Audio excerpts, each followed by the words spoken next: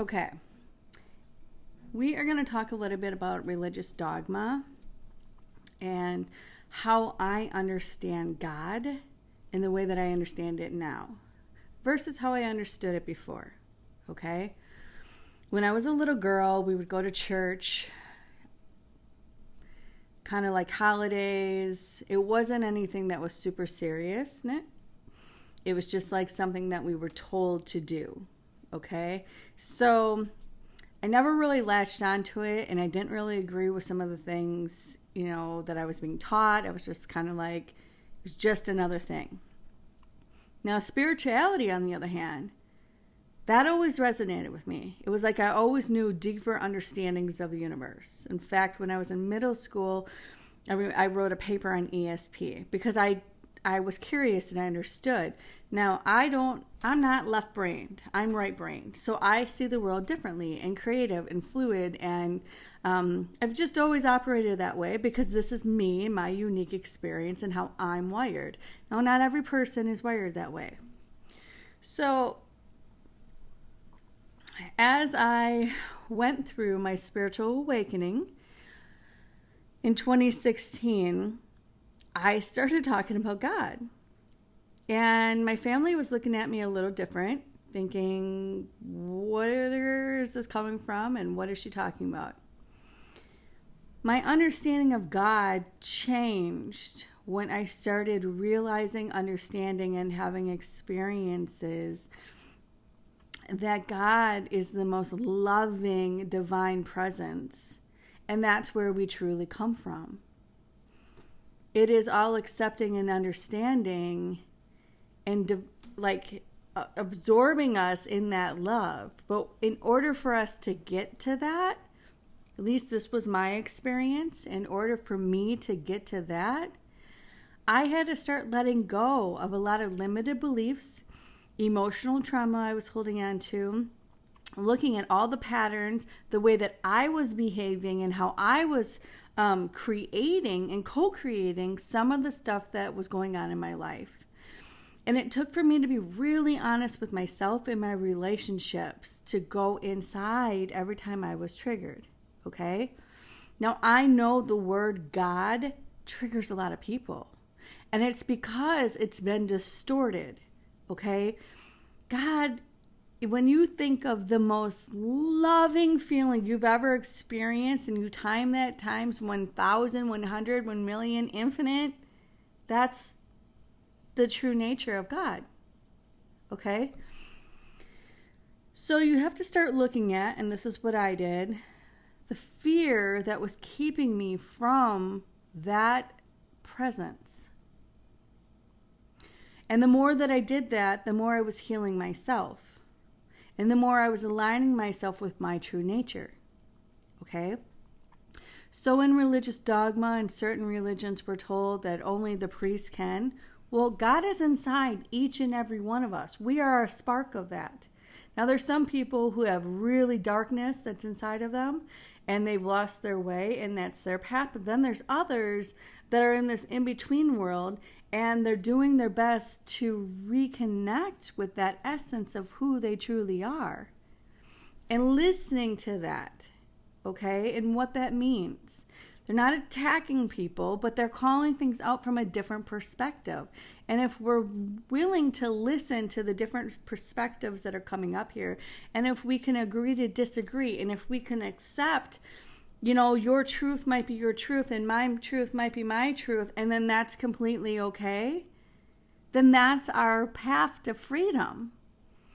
It's when we start telling people that they have to do something. They have to bend to your narrative. They must be forced in an action, a state of being, a something, an activity that doesn't feel right to them. That's when we've lost our presence with true nature. Like we diminish and we do all these things not knowing what the consequences of that could be for the other person.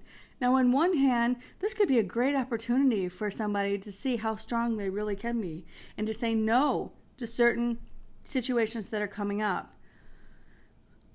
But as this journey has gone on for me, it becomes like You almost want to tell the universe, I'm strong enough now, right? Like, I don't need all these, things to keep coming at me because it becomes so intense. Now, I've come across a few Catholic priests. One had a dark aura, and I was at a funeral. And during the funeral, when they said the Our Father prayer, and you say, deliver us from evil, he actually stopped and let the whole church say it, and then he picked back up and he started going on the blessing. So he didn't actually say it. And I have people that were there who heard the exact same thing. And I was like, oh my gosh, because before that even happened, I was like, does this guy really have a black aura? Like, am I really seeing this? Yep, it became very clear. I was seeing exactly what was being shown to me. Okay? This is why I say there isn't an all good anything. There's not all good doctors. There's not all good police. There's not all good priests. There's not all good anything on here. But there's not all bad either, right? It's like we're all mixed in here in this hodgepodge. And this is where you're taking self-accountability for your actions and how you're showing up in the world. Okay?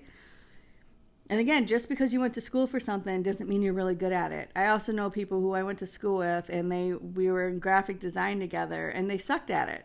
And I'm not trying to be rude, but you could tell that wasn't their natural gifts. Like, they were really good at maybe the small portion of something over here that might have been like a back-end engineering something, but then this other design part over here, that wasn't their forte.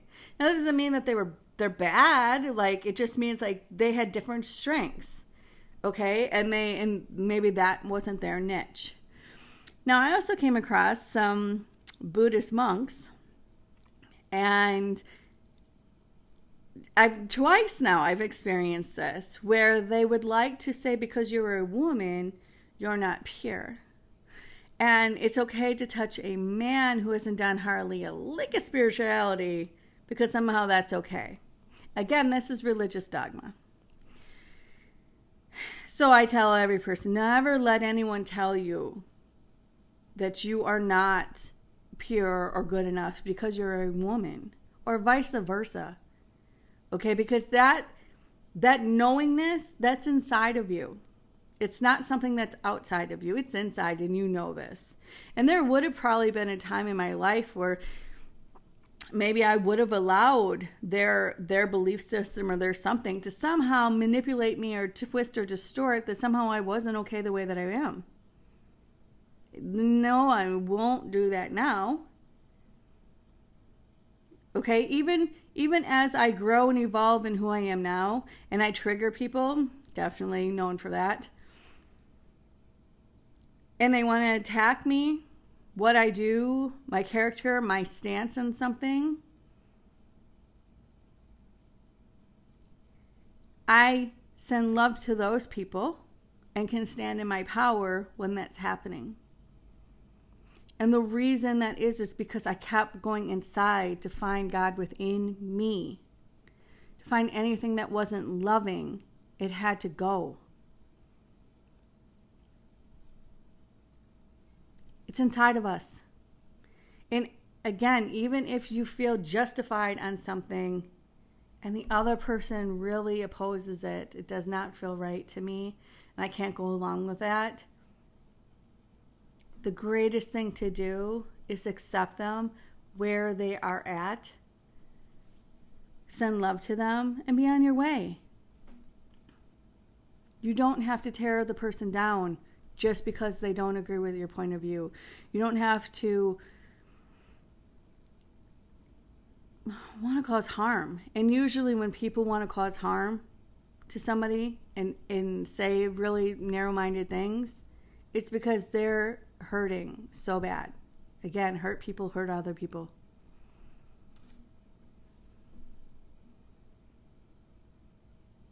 So if you're in the midst of something right now, step back and look at how you're showing up in the world.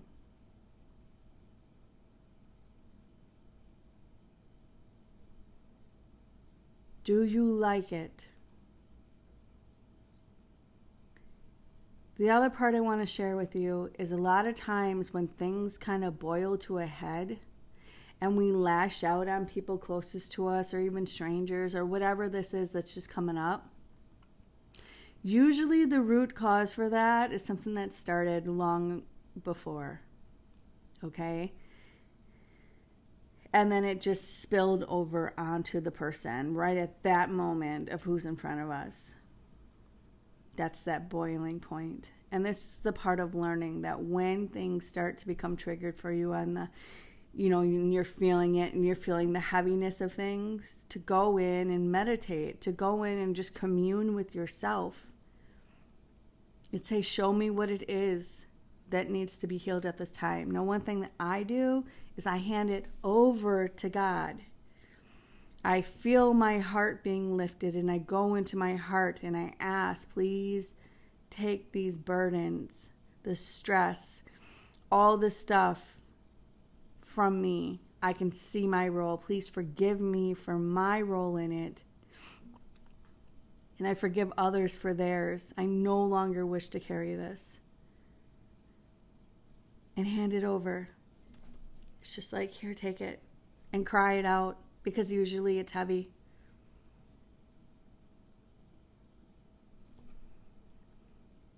So again, we're all here. We were never meant to agree on one thing only.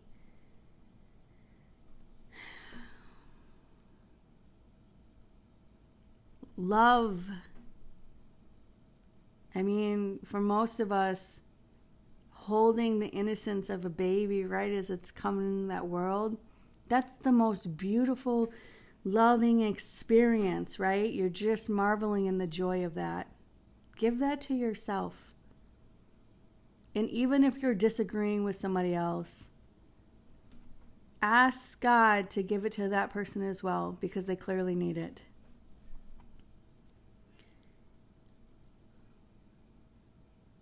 Love doesn't mean you let people walk all over you.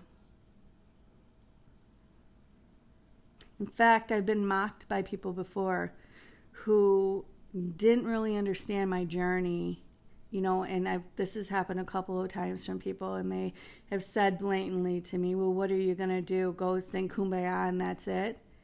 And I thought that this is the hardest journey I've ever been on, was learning to love myself and let go of some of these beliefs that we were taught. And really see myself and how I was contributing to the mess here and what needed to be forgiven, and to apologize to those people for my behavior. And so I'm really asking people to just start looking at your behavior, because if fear is running it, okay, which is fear behind forcing someone to do something they don't want to do. That's an energy of fear that's running something. Or even trying to control something because you don't think somebody else is capable of doing what it is they need to do.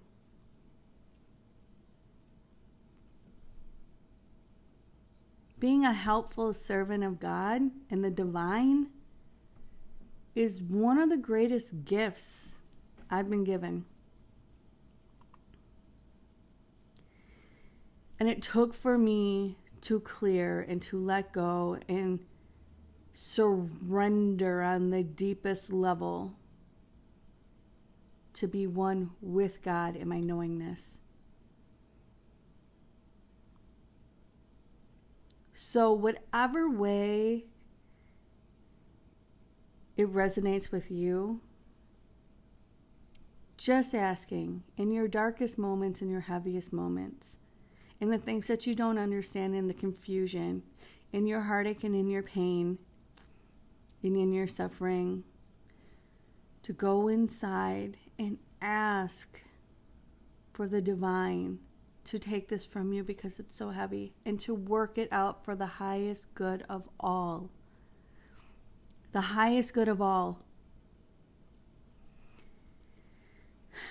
I'm not going to get into the metaphysics of how things are operating here. That's something I'll do in another video. Every act of forgiveness changes the future reality. Whether it's with yourself or with other people. And again, it doesn't mean to let people walk all over you. In fact, what this means is to stand solid inside of you even more. Because you know in your heart and you believe that there's a divine presence that is with you. That is that loving. So ask to show me love, compassion, and understanding. Help me understand what it is that I need to see. Reveal to me the darkness so I may remove it from my path. Place me on the timeline that's for my highest and greatest good. Take my family with me as I love them as they are me. Accept that sometimes we get angry and frustrated and we don't understand other people and where they're at, and we're just kind of muddled in the mix. And be okay to yourself for you being that way. So for me, creating a healthy immune system meant love yourself fully. You can do your best to help others, but in the end, you have to learn how to help yourself. And then you can be whatever it is that you need to be to help other people.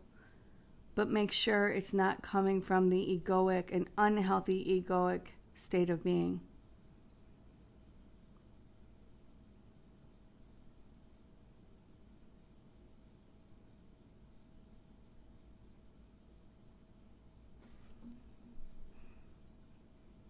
That's all I'm going to leave you with.